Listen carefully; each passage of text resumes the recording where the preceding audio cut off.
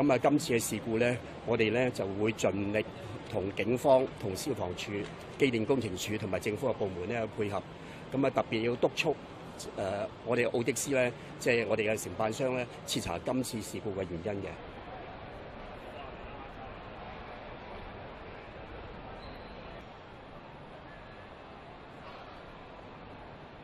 3樓啊！係啊，我媽都話要幫我發現啊。就到啦。3樓咯。